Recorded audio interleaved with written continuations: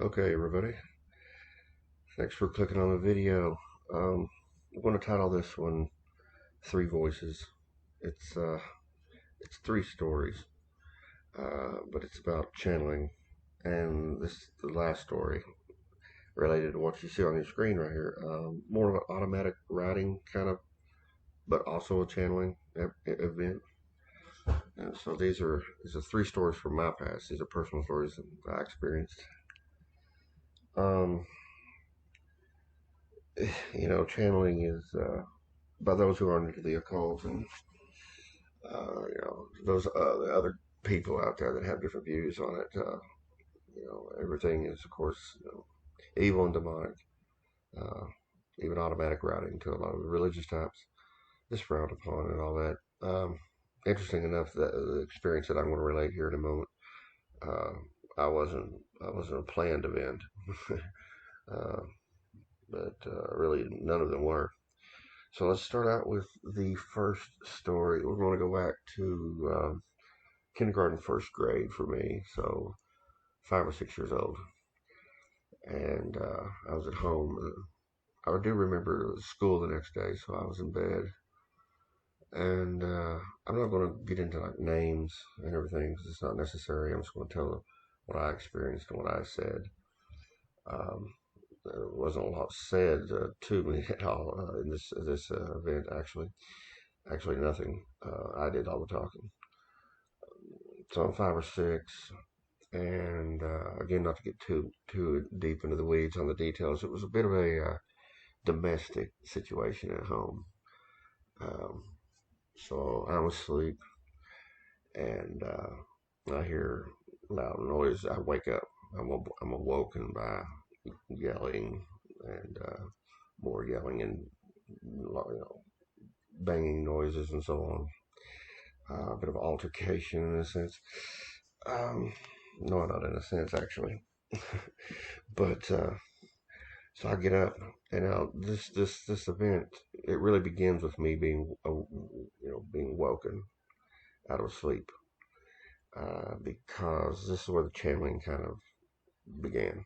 As soon as my eyes opened, I marched like a soldier down the hall to the room where this domestic situation is occurring, and I had a very the energy that was I remember that the energy that was on me, the energy of the channeling was very commanding. It was very direct and very intense.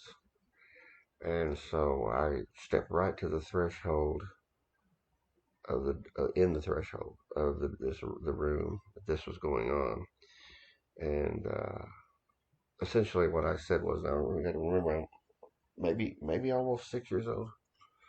The voice that came out was the voice of a 40, 50-year old man. You know, it was a deeper, much older man's voice. So not my voice at that age, certainly not.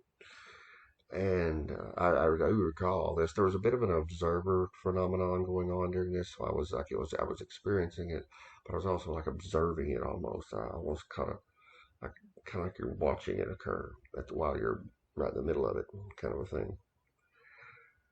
And the voice came out. The voice commanded one of the people in this altercation to let the other one go, or I would, end them.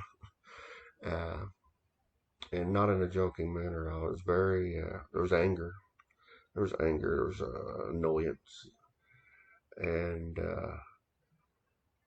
it stopped. The domestic situation immediately ground to a halt. And I made one other phrase came out of my mouth. It's like, I really like both of you, but if you wake me up again. And then I just kind of left it with that and turned and walked like a little soldier right back to bed, got back in and went immediately to sleep. So the whole experience was a bit like a channeling because as soon as I woke up, it was not my persona. was not my energy. It was energy of uh, someone more commanding.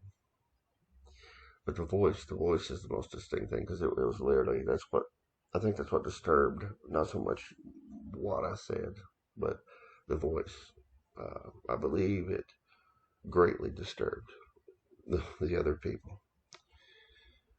Now, the second story involves some in-laws and their young teenage and their children. I was living alone, and a sibling stopped by, and then the ex stopped by, and there were the ex just basically had three or four children of varying ages, but this ex did not really keep an eye or tell them to calm down because what ended up happening was they were just running through the house and jumping and just pushing, knocking, bumping things over and just very much improper behavior. And even for young teenagers or children, it was the yelling, just basically kids out of control and just doing whatever they wanted to. I mean, nothing too extreme, but just you have adults trying to have a conversation and you can't even hear each other because there's three or four children that are just absolutely running amok, and jumping on furniture and picking up just little things and throwing things at each other and just out of control in a sense. And I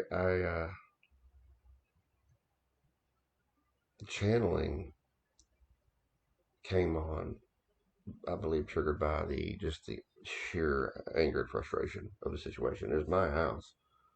They had not really been invited. They certainly didn't call before they came. I was just notified.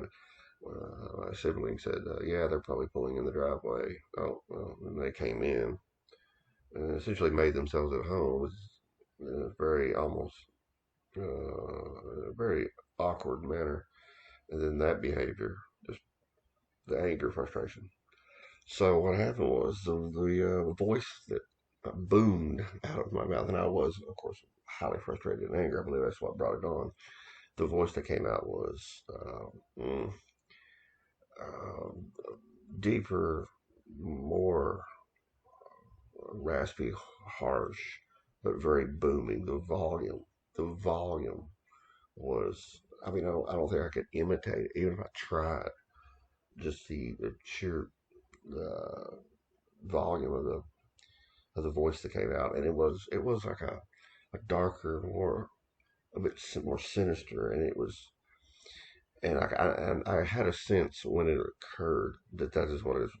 Like just it was very brief, and it was just pure wrath in a sense. It was the voice came out saying, "Get out, get out." The classic, things ghost hunters might hear, but very loud, like shaking glass and windows loud. Five bass cannons kind of volume, which even if, like I said, if I tried, I could reproduce such volume out of my chest, my diaphragm, my vocals. There's just no, that's not what happened. What happened was some kind of channeling incident, and the terror, just the sheer. It was not so much. It was, of course, the volume and the anger, of course, caught their attention, and immediately the siblings ex loaded the youth up into the car and fled the driveway because there was no threats of anything. It was just simply get out, get out now, that kind of thing. But the voice, more bass, raspy, deeper, more malevolent in a sense. And if I tried, I couldn't reproduce such a voice. Not even with vocal training. I couldn't replicate what came out. Um, the sibling was uh, in one way disturbed, but also in another way found it quite interesting. And their reaction of the ones who immediately loaded up into the car and left, he did eventually find that slightly amusing. But of course, he having some experience with similar types of phenomena. So that's the second story. That's the second story. So one when I was 5'6", the other one when I was 27. And my voice is much deeper now. My voice is much more deep, even compared to when I was in my 20s. It's deeper than I had a fairly deep voice then. It's just gotten a little bit more as the years went by. Now we get to the main story of this video. The main story of this video right here. This is a combination channeling, automatic writing thing. Now, I've always been fascinated by automatic writing, and back in my early occult days, I gave it a try a few times. Never really made any progress with that in the sense that, really purely unconsciously writing and so on and so forth. And so I didn't pursue it necessarily. I tried it on several occasions, but it was during a period of my early occult years. So this event occurred in 2018. I would say 2018. And I was writing. I was doing at the time. I was doing divination day in and day out. I was doing divination. I was getting Enochian names for demons, and that process was days and days and days and days, and it was exhausting.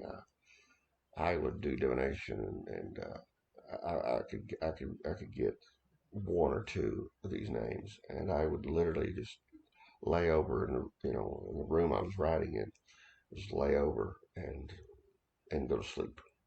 Wake up half hour later, very thirsty, and I would go get something to drink, and then I would repeat that process, and it would just do it over and over again. It was very draining, that divination. But this event occurred in the middle of that, working on those names and working on those on that part of the book. So what happened was I had done divination on about two names, and I didn't always just completely just lay over and pass out, but that did occur on several occasions. As soon as I finished the second, I'd laid the pencil down, I got paper, pen and pencil, and all this, and I didn't have any plan on doing this automatic writing or this channeling. Of course, none of these were planned. Of course, they're just things that happened. What happened was, my viewpoint from normally when you're looking out of your skull, you feel where your eyes are positioned, and you're looking from the viewpoint of your eyes. That's the normal sense that we have. Well, my viewpoint shifted left outside of my skull. It went about 8 inches out from where the center of the bridge of your nose when you're looking out. Where you're centered, right, with your eyes looking out. The viewpoint shifted. It went left, and now I'm looking down at an angle towards my right hand, which is just laying there, and I don't feel like I have control over the body. It's like, well, as soon as the viewpoint shifted outside of my skull, I was looking down on an angle towards the paper, the pencil laying there, and I was actually peering through the left outer edge of my skull bone where your eye socket is. So it was like my viewpoint moved out to the left, and I'm peering down towards the paper, but I'm actually looking through, like almost like a weird X-ray or Superman vision kind of thing through the edge of my own skull. Because it's kind of in the way. It's like my left side of my face around the eyes. Was kind of in the way of seeing the paper. Okay, so now I'm actually going to be able to look through the bone, look through the skin, look through the bone, and see the paper. But I can tell that I'm looking through the edge of my face there. Very strange. And um, I heard at first, the first thing that happened was my hand moved over on its own and picked up the pencil. And I thought, oh, cool, automatic writing. This is going to be, I knew what it was immediately, and I was curious and excited, to be honest with you. And my hand goes down to write. Now it's towards the right side of the page. Now my concern while watching this is like, oh no, start writing at the center of the page, you're going to run off the page. But I wasn't in control. I was like a spectator. I was like a spectator, and my thoughts on being too close to the edge of the page went unheeded because whatever was controlling the arm and the pencil just wrote down the right side of this page, very close to the edge. Uh, Despite from my viewpoint, I was like, oh, this is gonna be cool. Oh no, you're too close to the edge of the page. Well, anyway, the hand takes off writing, and words start coming out of my mouth, and they're written on the screen. And I'm just repeating this. I'm not repeating this. It's being repeated out of my mouth. Let's say the voice is coming out, and the voice is like mine, but like it's dream sequence, kind of like slowed and kind of got this, kind of a spooky, kind of dreamlike quality. It is my voice, but it's kind of low, and it's going, knowledge and wisdom of might is ordered by violence to rule with lust for life. Knowledge and wisdom of might is ordered by violence to rule with lust for life, over and over. And so it's being repeated, and I'm hearing it, and I'm thinking, from my perspective, I'm like, hey, that sounds pretty cool. It's like a little poem or a rhyme or something. That's pretty neato. And it's coming, it's just boom. I mean, it's just instantly coming out and repeating. And I see the hand writing, and I'm like, wow, real automatic writing. This is so neat. I'm just watching my arm. I'm like, I'm not even in control. I'm just like an observer with a weird point of view that's outside of my skull. It's like, looking down. And I'm concerned about the edge of the paper. I'm concerned about the edge of the paper. But fortunately, everything fit on there. Um, the handwriting analysis would be comparable to mine, except a little sloppier. The pencil was not being held real firmly by the right hand. It was almost like a hand that was not used to holding a pencil or something. That's what it seemed like, but knew how to do it. At the same time that the voice is speaking these words, there's another voice that's underneath, and it's doing this humming, weird, like humming sound, almost like it's like this. It's like this low key weird. So there was two, and this is when even though the experience at that point was exciting, is what it was, because I was fascinated. I'm deep into the occult. And I'm fascinated, and I'm just like, oh yeah, cool phenomenon's happening. Don't we like it when we see strange things, experience strange things, because we explore and we want knowledge of strange things and so on. So there's this, but I did when I noticed the underneath there. So at the same time these words are being spoken, there's another voice making this almost like a, I wouldn't say machine-like sound, but it was just this. I don't know. I don't know. I don't know how to describe it exactly. But there's two. It's happening simultaneously. So the arm's down there writing, and the voice is speaking these words, and then there's another voice that's underneath making that sound. And at that point, my perception, I'm like, wow, this is crazy. This is because it's dawning on me that there's more than one voice at the same time doing something. Which I thought, wow, that's something different. I could see channeling one voice. I could see automatic writing where your arms just out there writing stuff and you're just watching, you're along for the ride. Totally. But when I realized there was another one, another voice making that sound, almost like some kind of chant in a sense. Just a sound over and over and over and over and over and over. And it was almost keeping in kind of almost a rhythm, but not quite. It was separate. Yeah. So what we have here, we have the words in English, we have the words in the Enochian, and then we have an Enochian font down below it. I added just because people enjoy seeing that.